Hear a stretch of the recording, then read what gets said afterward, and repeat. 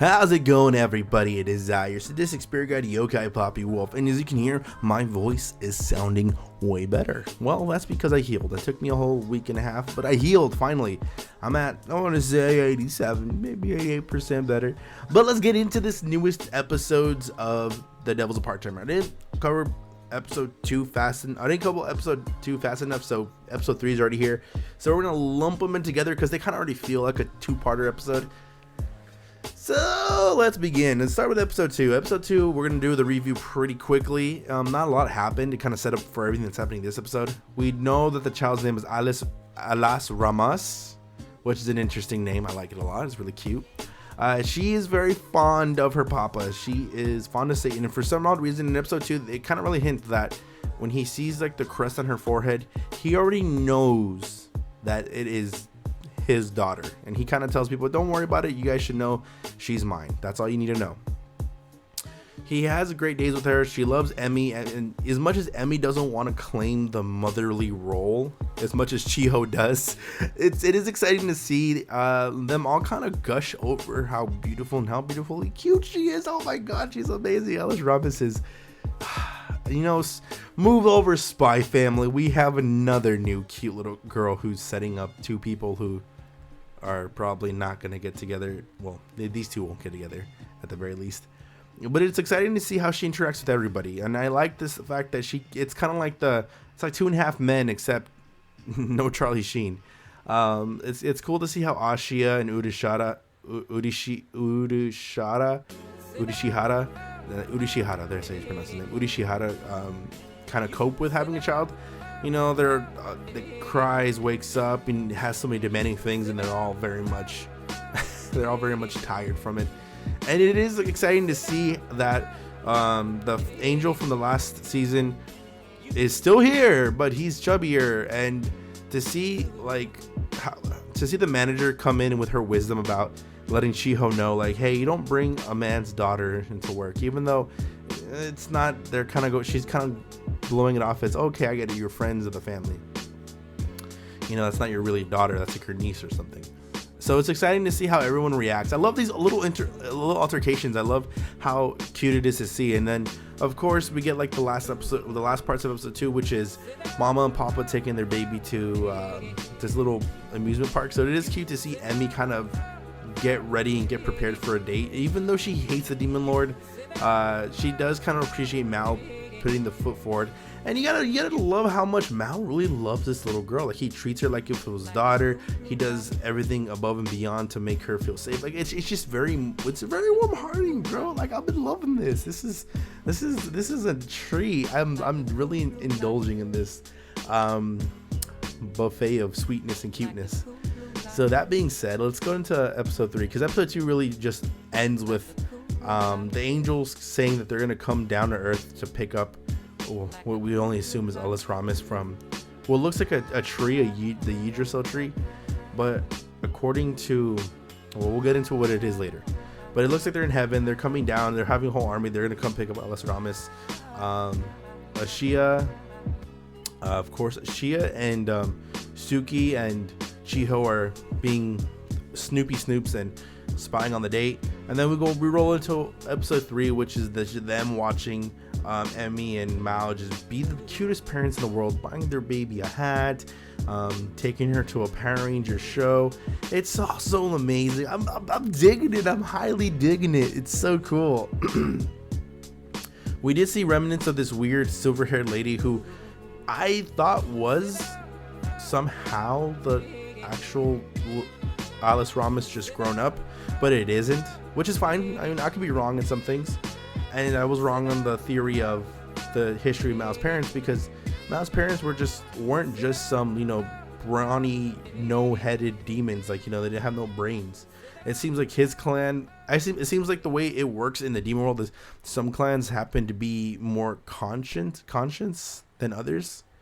So he did witness this this brawly demon take out his entire tribe, only to be saved by an angel who happens to be the same angel that we've been seeing, who I kind of thought was going to be the future version of Alas Ramus, but it's not.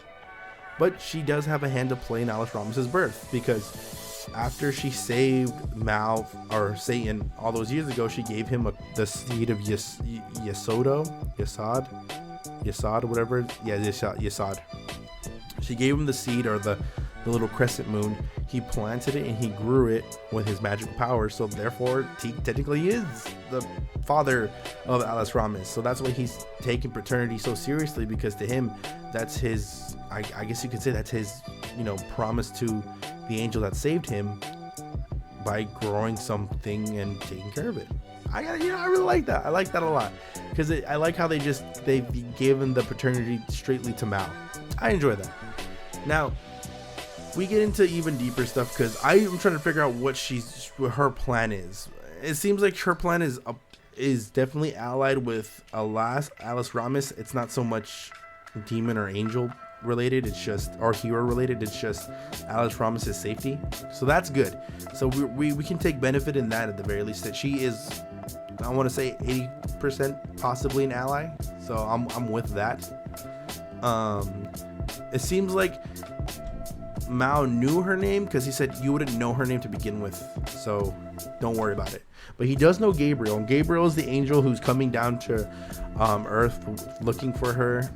We see him kind of jump and ambush both Belle and Urashihara. So that's an interesting segment in its own right, especially when the pizza comes and he's like, the pizza's here, and then you see the angels line up and you're like, oof, you're not gonna expect these visitors. But I want to get into some of the nicer parts of this whole sequence, those whole scenes, and it's very much the little, as we're getting the revelations of Mao and his backstory and how he met the angel, and how essentially an angel started a demon on his path to becoming the demon lord. There was a lot of interesting thought-provoking ideals being mentioned in this. And one of them was, does every human fight in the war when it comes to war? And Emmy really thought about that. She really did. It's kind of humanizing the demons more, and kind of showing her that you think all demons want to fight in a war. It really is giving the demons a more human side, and I think that's I think it's something we really need to get, and we kind of did it with the first season, with moments that he'd say to her that make her kind of think like, okay, maybe stuff can be different.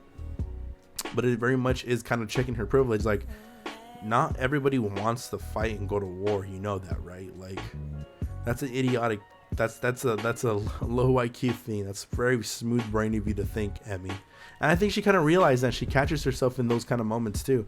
And that's something I appreciate, is that Emmy's character is still growing, because she still hasn't figured out if she truly hates Mao or she wants to follow Mao. And I think a part of her, it's a weird attraction of like, oh my god, I hate you so much. But then there's some things that you say that make me go, damn, maybe I don't hate you as much. It's a good dynamic in my book. I think I enjoyed it a lot. But then we also get to the side character the side character plot with Ashiya, Suzuki, and Chiho. And I love this little sequence where Suzuki's really much kind of like being the instigator in this. She's like, oh Chiho, like you seem like you're getting a little jealous there, you're a little flustered there over what they're doing. Of course she is. She loves Mao.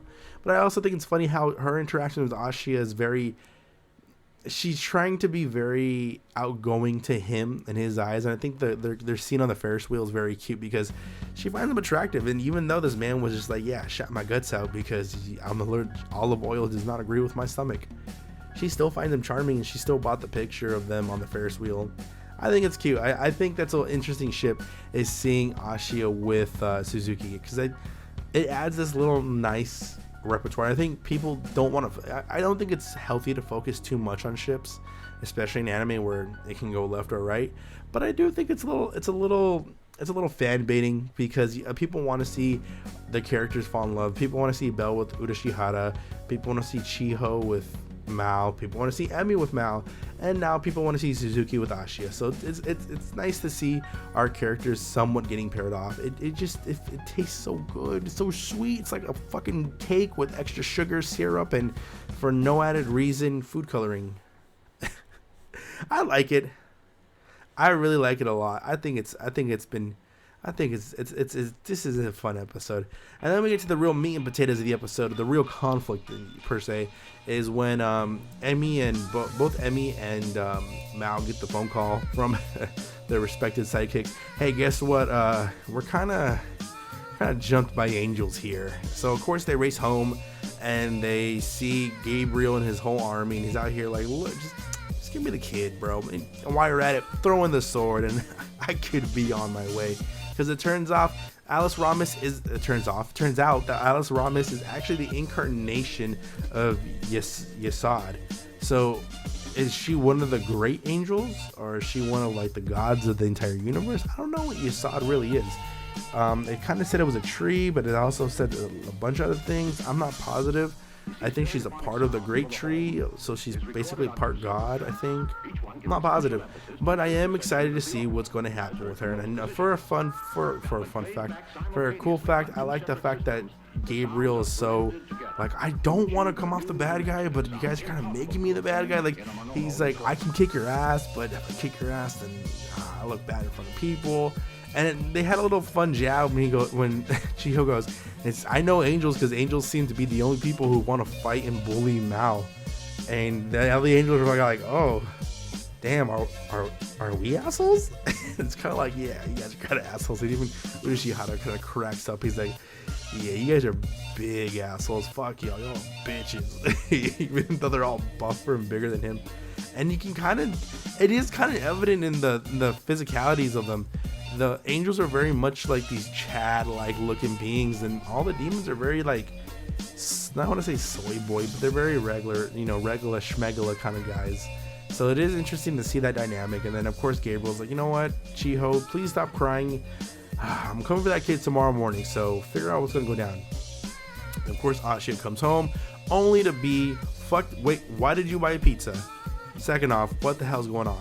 And then Mal breaks it down like, look, we're gonna fight angels and all of heaven, I guess, but I gotta do it for this kid because I love this girl. And Emmy sleep over for the night and help her out. And of course the episode ends with Emmy screaming, because as much as she hates the idea of sleeping over the devil's house, she wants to protect that little girl. She's already made the maternal bond with her. And God, this is all so cool and fun. I'm just finding myself thinking, oh dude, Alas Ramus is like the cutest thing ever.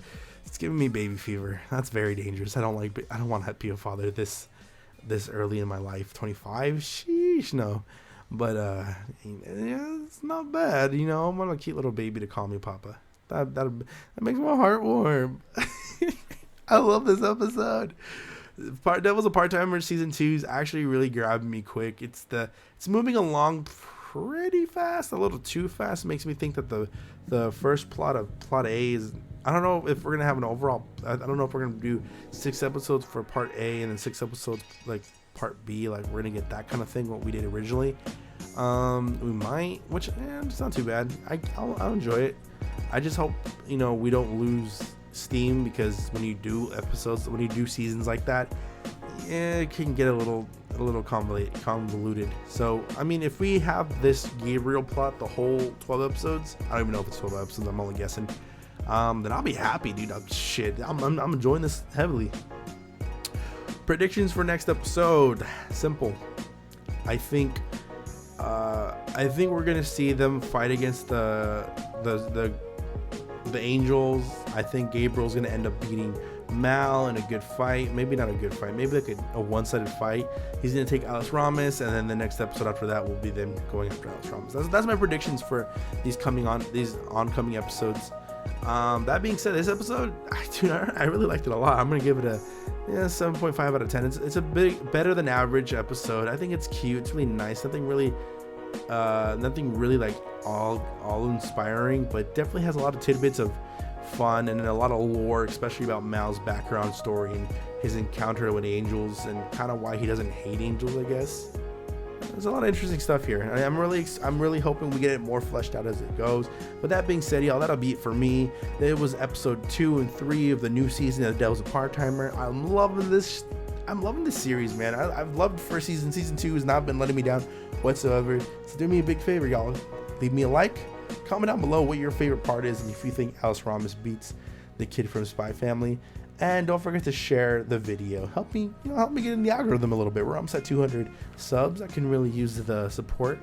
So I'll catch you all later. This has been your sadistic spirit guide, Yokai Poppy Wolf, saying peace out, peace and love, and adios. Bye-bye, bye-bye.